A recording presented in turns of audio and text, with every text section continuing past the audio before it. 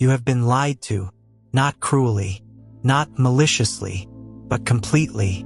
Every clock you have ever looked at, every calendar you have ever turned the page on, every time you have said the words "a long time ago," or "just a moment," or "the future," all of it has been operating inside a framework that the universe itself does not recognize.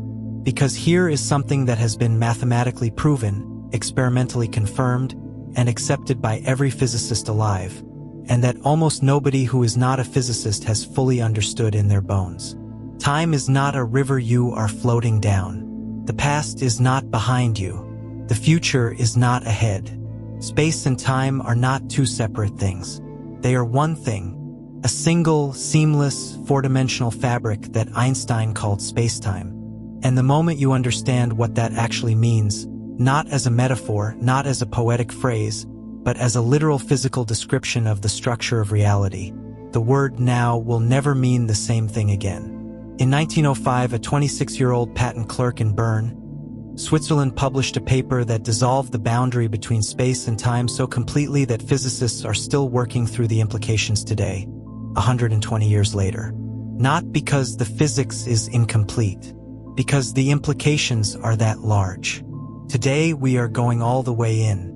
No shortcuts, no hand-waving. The real thing built from the ground up in language that requires no mathematics degree to follow, but that does not protect you from having your model of reality completely dismantled somewhere around the middle of Chapter 2. I want to warn you of that now. What is coming is not comfortable. The comfortable version of this story is the one you already know. We are not doing the comfortable version. Welcome. Let us begin with the thing that started everything. Let us begin with light. Speech balloon before we go any further. What does the word now mean to you? Not philosophically, physically. When you say right now, what do you think is happening? Drop your intuition in the comments. We are going to come back to it at the end of the video, and I think your answer is going to surprise you. Let us start with something you already understand. Something so simple that it feels almost insulting to begin here. Imagine you are standing on a train platform. A train passes you at 100 kilometers per hour. Inside the train, a person throws a ball in the direction the train is moving, and they throw it at 50 kilometers per hour relative to themselves. How fast is the ball moving relative to you standing on the platform? 150 kilometers per hour. The velocities add. Of course they do. You learned this before you were 10 years old. It is so obviously true that it barely counts as a question. This principle, the simple addition of velocities, is called Galilean relativity. It was the foundational assumption of physics for 3 centuries. It worked perfectly for everything. Cannonballs, planets, ocean currents, the orbit of the moon. Add the velocities. The maths is clean. The universe behaves exactly the way common sense predicts. And then, in the second half of the 19th century, physicists started studying light. Light is electromagnetic radiation. James Clerk Maxwell, working in the 1860s, produced a set of equations that described how light moves through space. The equations were extraordinarily successful. They predicted the speed of light with precision, described how electric and magnetic fields interact, and unified enormous areas of physics that had previously been separate. They are still used today, largely unchanged, because they are correct. But there was a problem buried inside them. A small, quiet, catastrophic problem. Maxwell's equations gave the speed of light as a specific number, approximately 300,000 kilometers per second. But they did not say relative to what. In every other area of physics, a speed without a reference point is meaningless.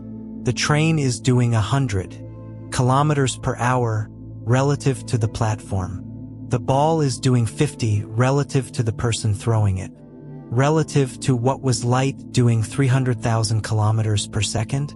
The obvious answer was relative to the medium it travels through.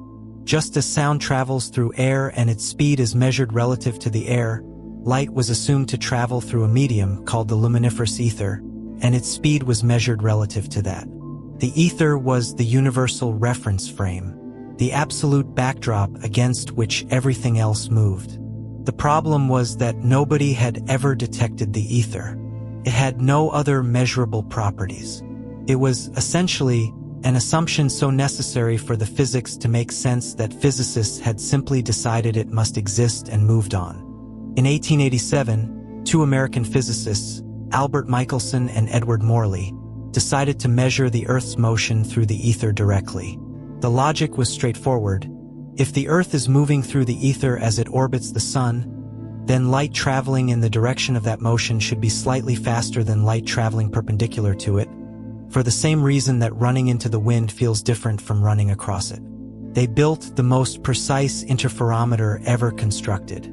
They ran the experiment. They rotated the apparatus. They ran it again. They ran it in different seasons, when the Earth was moving in different directions relative to the Sun. The speed of light was exactly the same in every direction. Pause button, let that settle. No difference. Not a small difference. Not a measurement error difference. No difference at all in any direction at any time of year. Light did not add or subtract the Earth's velocity. It did not behave like the ball on the train. It did not care about the motion of the thing measuring it. It arrived at the same speed always everywhere, for everyone. This result was so disturbing that the physics community spent nearly 20 years trying to explain it away. Maybe the Earth was dragging the ether along with it. Maybe the measuring equipment was being compressed by its motion through the ether in a way that exactly canceled the expected difference. Maybe. Every alternative explanation required an increasingly elaborate set of additional assumptions, each one less elegant than the last, each one solving the immediate problem while creating three new ones. And then in June of 1905, Albert Einstein published a 10-page paper called On the Electrodynamics of Moving Bodies. He was 26 years old. He had no academic position. He was working 6 days a week at the Swiss Federal Patent Office reviewing other people's inventions and doing physics in the margins of his lunch breaks. His paper did not explain why light traveled at a constant speed. It did something far more radical. Said, what if we simply accept it? What if we take the constancy of the speed of light not as a problem to be solved but as a fundamental fact about the universe, and then follow the logic wherever it leads? He followed it, and where it led was somewhere that dissolved the entire foundation of how human beings had understood space and time since the beginning of recorded thought. The first place it led was to the relativity of simultaneity, and this is where the discomfort begins. Imagine the train again. This time you are inside it. The train is moving at a significant fraction of the speed of light. Let us say half. At the exact midpoint of the train car, a light bulb flashes. The flash travels toward both ends of the car simultaneously. From your perspective, inside the train, the light hits both ends at the same time. Of course it does. The bulb is equidistant from both ends, and light travels at the same speed in both directions. Now imagine someone standing on the platform, watching the train go by. From their perspective, the back of the train is moving toward where the flash happened, and the front is moving away from it. The light still travels at exactly the same speed in both directions. The constancy of light speed is not negotiable. But the back of the train is coming to meet the light while the front is running from it. So from the platform, the light hits the back of the train before it hits the front. Two observers. One event, a light flash. One person sees both ends hit simultaneously. The other sees them hit at different times. Both are correct. Neither is wrong. There is no real answer that settles the question of which one is right. Simultaneity is not a property of events. It is a property of the relationship between the observer and the event. Two things that happen at the same time for you do not happen at the same time for someone moving differently. And since everything in the universe is in motion relative to everything else, there is no universal now. There is no single moment that is the present across all of space. The present moment is local. It is yours. It is not shared with the galaxy. This is not philosophy. This is physics. It is experimentally confirmed. It happens to the satellites in your GPS system right now. They have to correct for relativistic time differences, or your phone would give you a location that drifts by kilometers per day. The engineers who built GPS had to solve equations that Einstein wrote in his lunch break in 1905. We have only just started. And already the universe is not what you thought it was. Here is a genuine question I want you to think about before moving on. If there is no universal now, if your now and the now of someone moving at a different speed are genuinely different, not just different perceptions of the same thing but actually different, what does that do to your intuition about the word simultaneous? Does it feel like the physics is describing something real about the universe? Or does it feel like a trick of measurement? Comment what you think. There is no wrong answer here, and I want to know where you are starting from. Einstein's 1905 paper established special relativity. It showed that space and time were not absolute, that measurements of length, duration, and simultaneity depended on the relative motion of the observer. The mathematics worked. The predictions were confirmed. But there was a question it did not answer. Why? Why does the universe behave this way? What is the underlying structure that makes these strange, counterintuitive rules not just mathematical curiosities but physical realities? What is space and time actually that these things are true about it? The answer came not from Einstein but from his former mathematics professor, a man named Hermann Minkowski, and the way it arrived is one of the most elegant moments in the history of physics. Minkowski had taught Einstein at the Zurich Polytechnic and had, frankly, not been enormously impressed by him as a student. Einstein frequently skipped lectures, borrowed classmates' notes, and was described by Minkowski as a lazy dog. When he heard that this particular lazy dog had published a paper that was quietly rewriting the foundations of physics, Minkowski sat down with the mathematics and looked at it very carefully. And he saw something that Einstein himself had not fully articulated. The strange results of special relativity, the relativity of simultaneity, the slowing of moving clocks, the shortening of moving objects were not separate, disconnected oddities. They were all consequences of a single underlying geometric fact.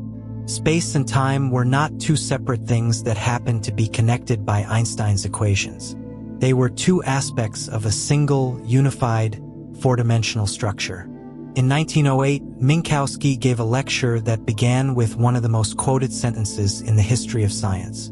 He said, "Henceforth space by itself and time by itself are doomed to fade away into mere shadows, and only a kind of union of the two will preserve an independent reality. Space by itself, doomed to fade into a shadow. Time by itself, doomed to fade into a shadow. Only their union is real. This is not a metaphor. This is a precise geometric statement. Let me show you what it means. In ordinary three-dimensional space, you can describe the location of any object with three numbers. How far east or west? How far north or south? How far up or down? Three axes. Three dimensions. The distance between 2 points in this space is calculated with a formula that has been standard since ancient Greece. The Pythagorean theorem extended to 3 dimensions. Add the squares of the 3 coordinate differences. Take the square root. That is the distance. It is fixed. It does not depend on how you are oriented or moving. Everyone agrees on it.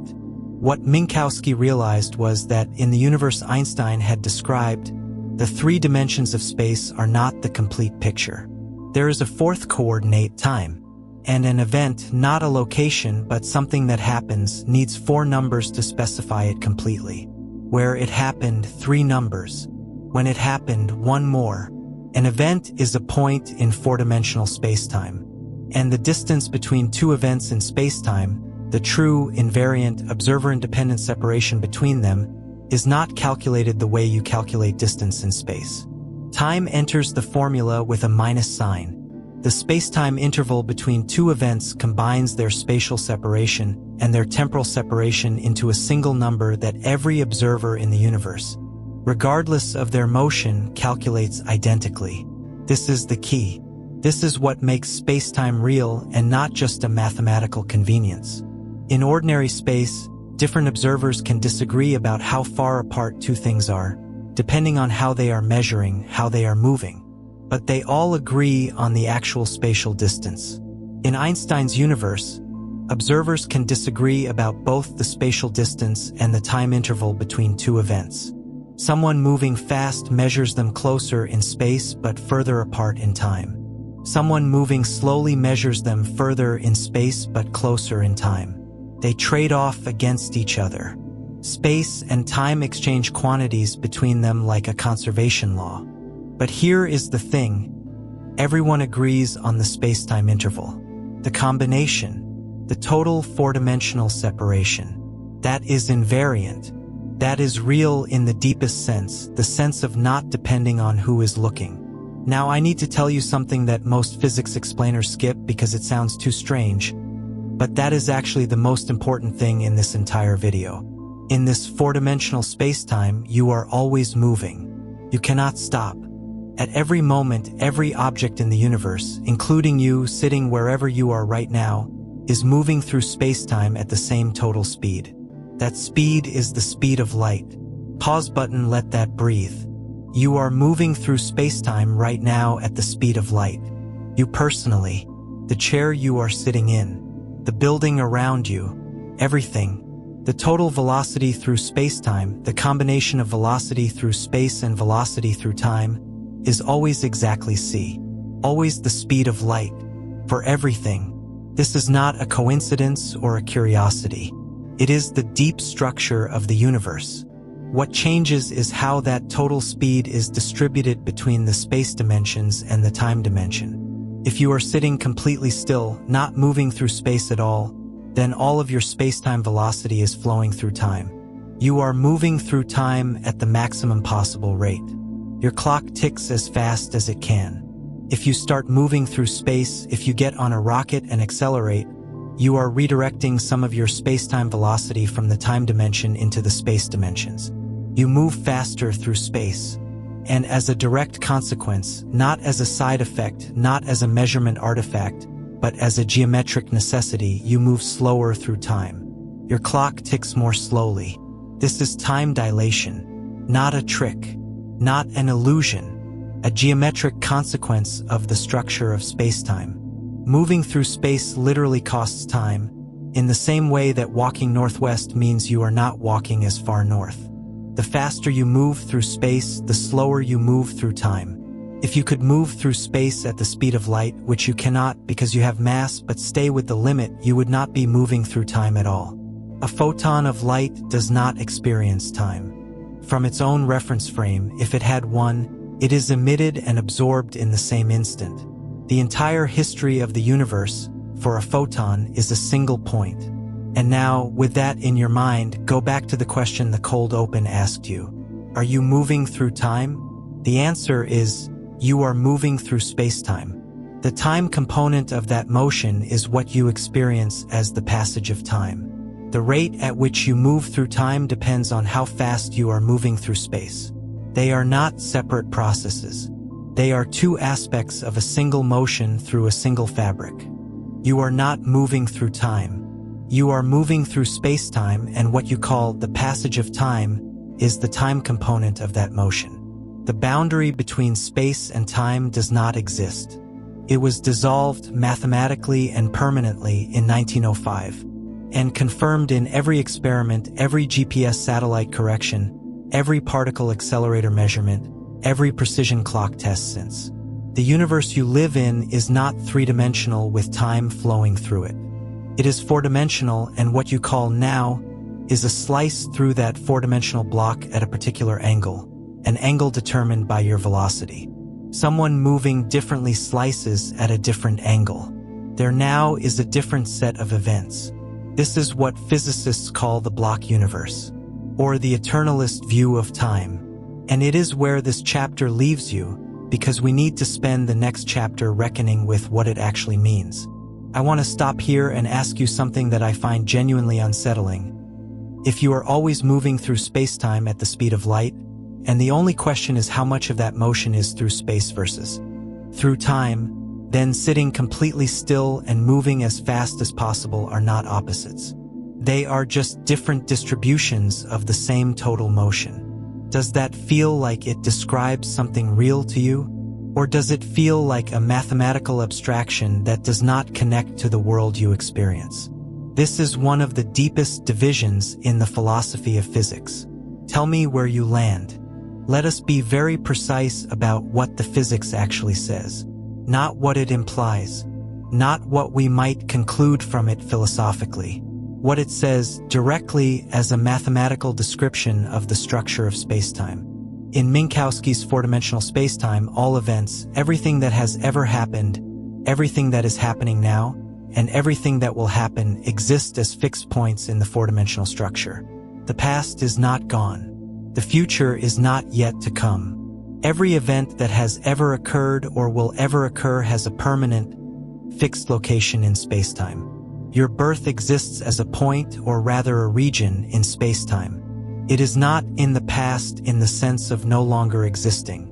It exists at its spacetime coordinates, just as a mountain exists at its geographic coordinates even when you are not standing on it. You have moved away from those coordinates. The event has not moved anywhere. It is fixed. The same is true of your death whenever and wherever it occurs. It already exists in spacetime. It is not waiting for you in the future. It has spacetime coordinates. The future is not a place that does not yet exist and is being created moment by moment. It is a region of spacetime that you have not yet reached. This is called the block universe, or the eternalist interpretation of time. The universe is a four-dimensional block. Everything in it, past, present, future, exists simultaneously in the block.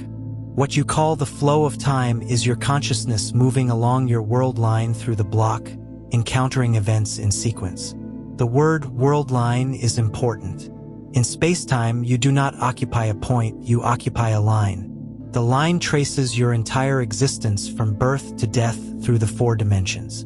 Every moment of your life is a different point on that line, and the line is drawn in its entirety inside the block. You experience it as sequential because your consciousness processes it sequentially. But the line is complete. It is drawn. It exists in the four-dimensional structure as a whole. Now, I need to be honest with you here because this is where physics and philosophy begin to talk past each other, and where some of the most serious physicists in the world disagree. The block universe is not a minority fringe position. It is the position that most naturally and directly follows from the mathematics of special and general relativity. Julian Barbour, one of the most serious contemporary theorists of time, argues that time does not flow at all, that the appearance of flow is a feature of consciousness, not a feature of physics. Carlo Rovelli, whose book The Order of Time is one of the most read physics books of the past decade, takes a more nuanced position.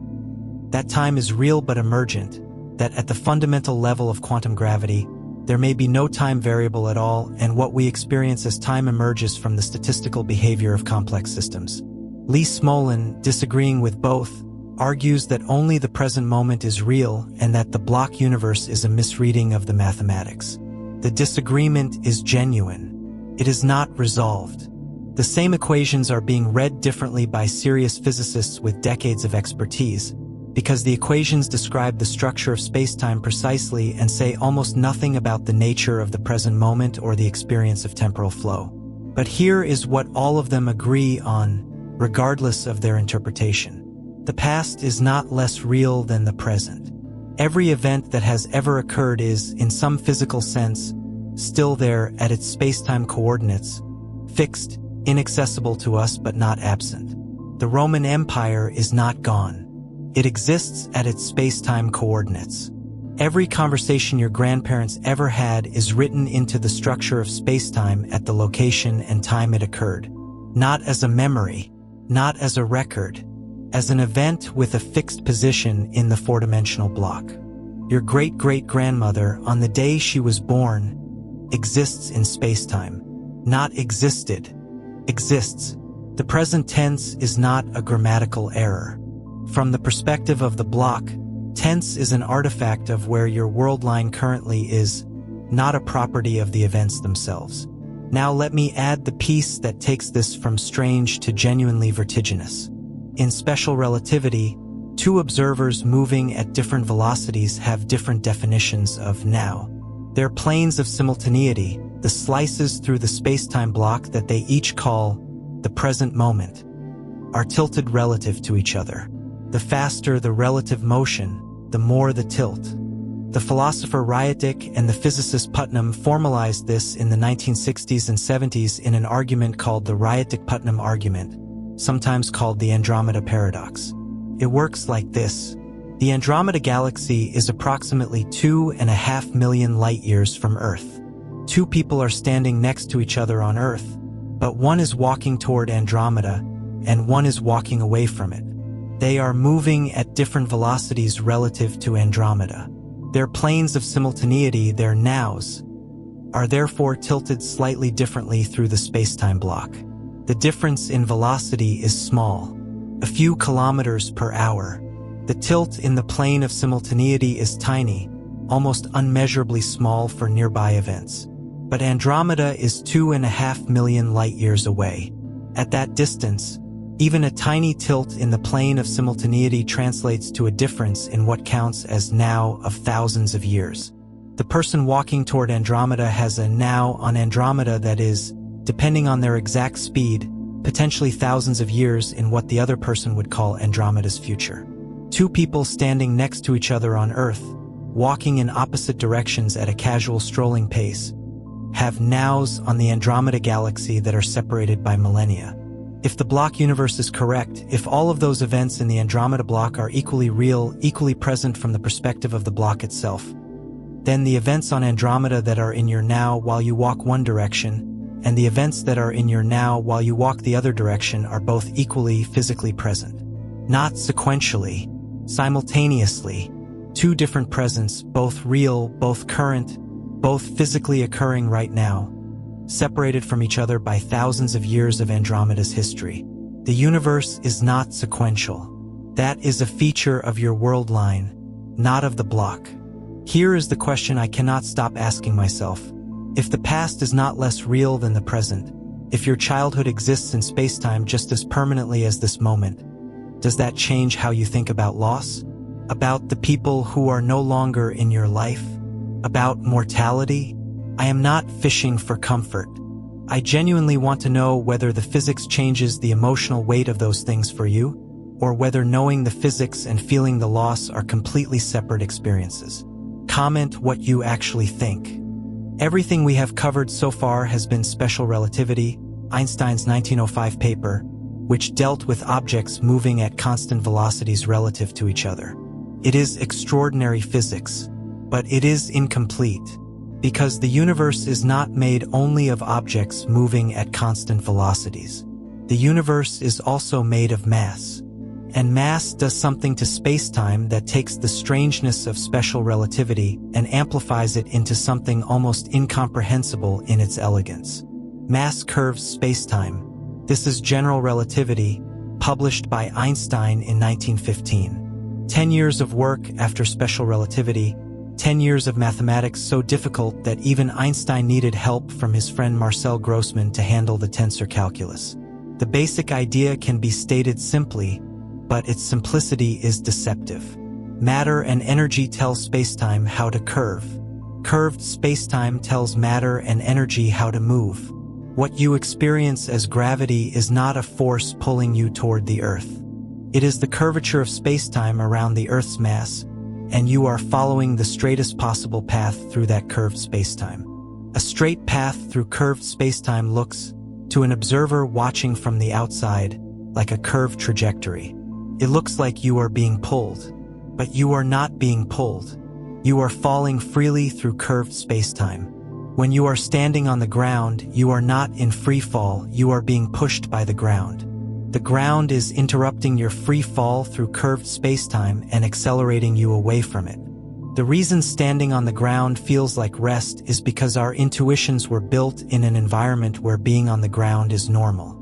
From the perspective of general relativity, orbiting the Earth in the International Space Station is the natural, unforced state. Standing on the surface is the accelerated one. Now here is what gravity does to time. And this is where something that feels like philosophy becomes something you can measure with a clock. In special relativity, moving through space slows your clock relative to someone who is not moving. In general relativity, being in a stronger gravitational field, being deeper in the curvature of spacetime caused by a massive object also slows your clock. Not as a metaphor, as a measurable physical fact. Your head is slightly further from the center of the Earth than your feet. The gravitational field at your head is therefore very slightly weaker than the gravitational field at your feet. The spacetime curvature is very slightly less at your head. As a result, your head ages very slightly faster than your feet. The difference over a human lifetime is far too small to measure directly with any clock we have built. But the principle has been confirmed with precision instruments. Clocks placed at the top of tall buildings run measurably faster than identical clocks placed at sea level. Not by much nanoseconds over days, but measurably, reproducibly, exactly in accordance with Einstein's equations.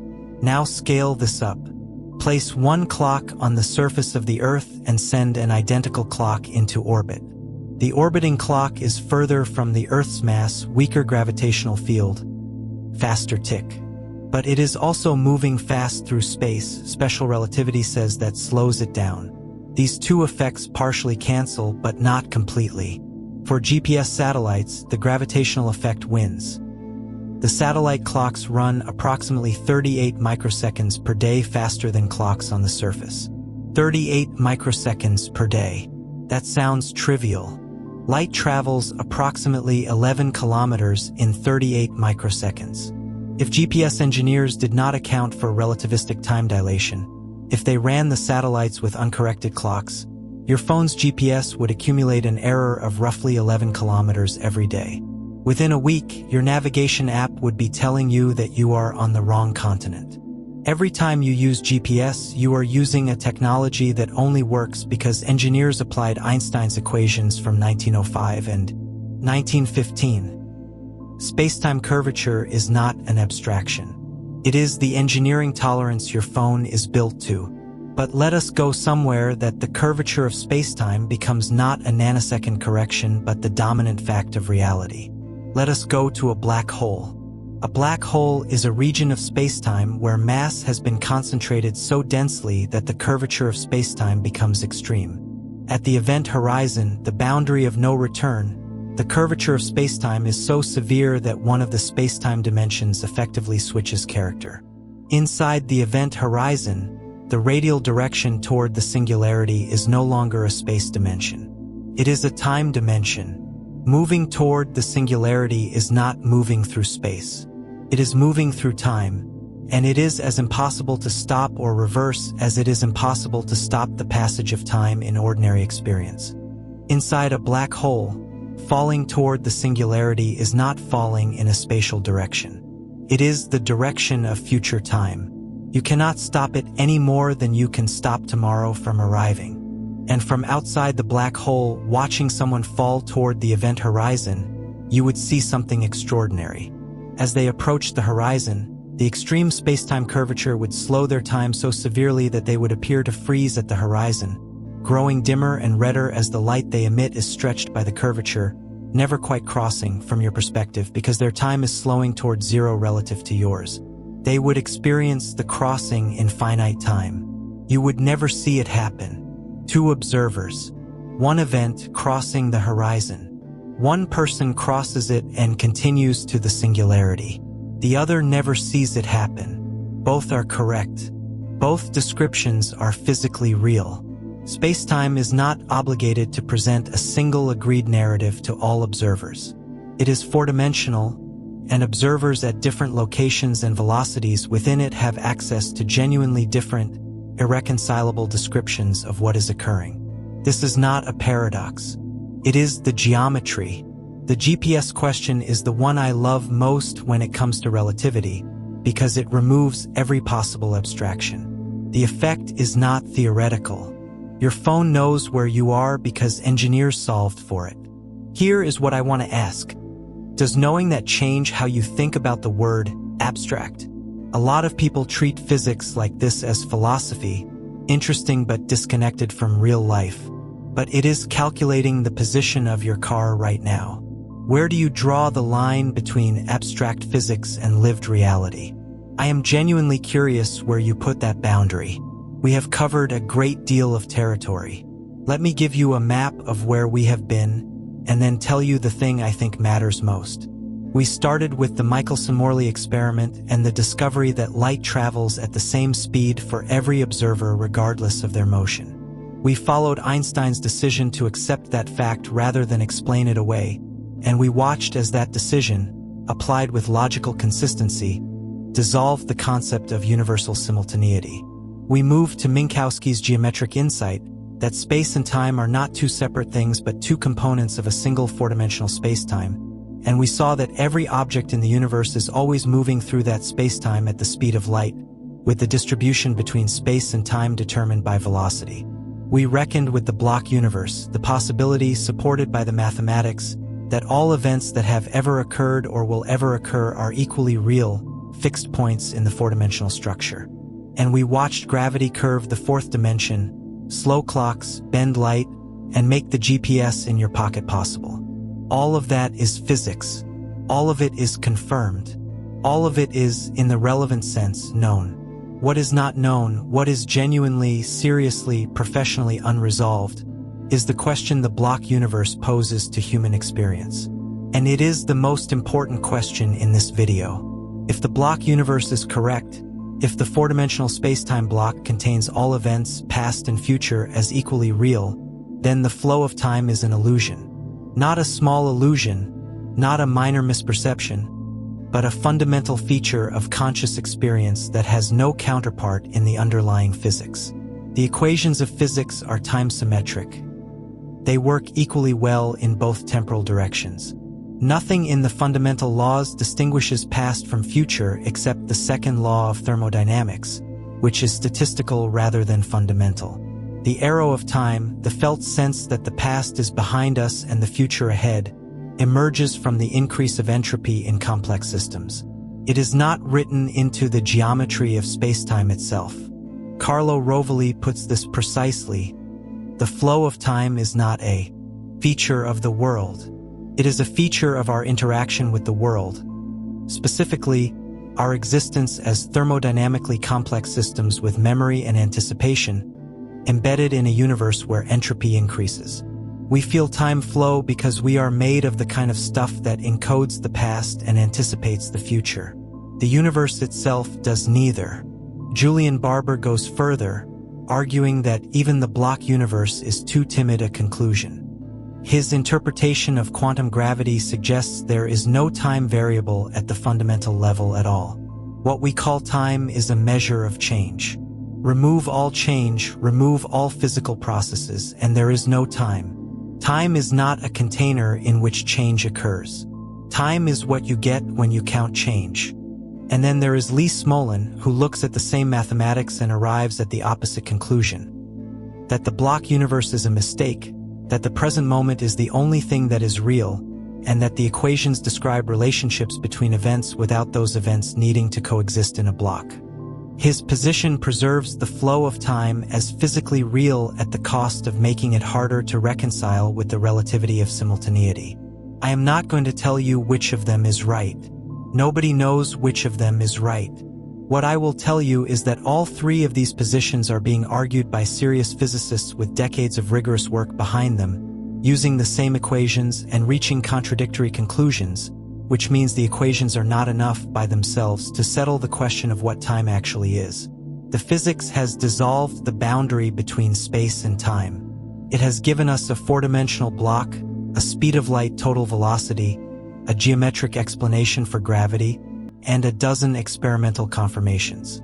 What it has not given us is an explanation for why you experience this moment as the present, why you remember the past and not the future, why there is a felt sense of becoming rather than a static existence in the block.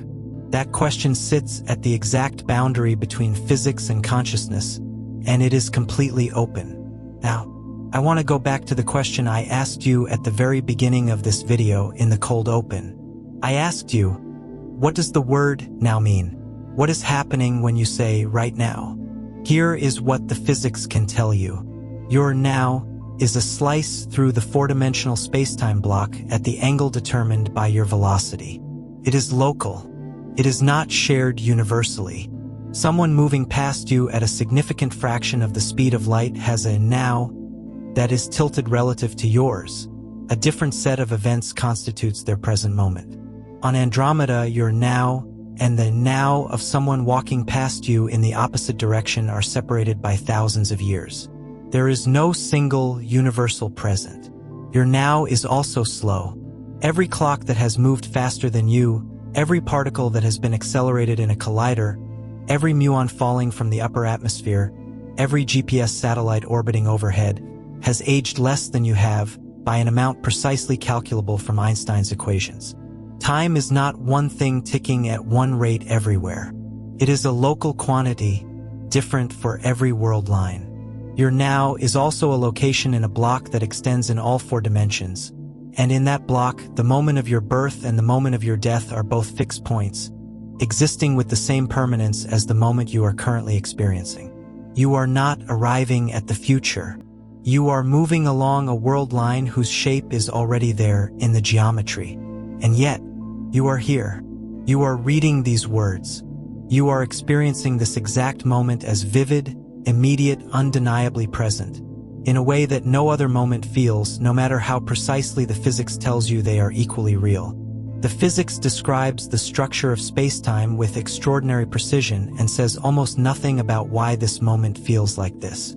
That gap, the gap between the geometric description of the four-dimensional block and the felt reality of the present moment, is not a small gap that further physics will easily close. It is one of the deepest unresolved problems in all of science. The hard problem of consciousness and the philosophy of time are ultimately asking the same question from different directions. Why does any of this feel like anything at all? And what is the relationship between the mathematical structure of reality and the experience of being inside it? Einstein dissolved the boundary between space and time in 1905. He gave us a universe more strange, more elegant, and more unified than anything Newton had imagined. He gave us GPS and nuclear energy and the theoretical foundation for the lasers. Reading this screen, what he could not give us, what the equations do not touch, is an answer to the question of why you experience yourself as moving. Why the block feels from inside like a river. Why the geometry of spacetime, so clearly described in the mathematics, feels so completely different from the inside than it looks from the outside. That is the question that remains. And I think it is the most important question in science. Not because we will answer it soon, but because it sits at the exact place where everything we know runs out, and everything we do not yet know begins.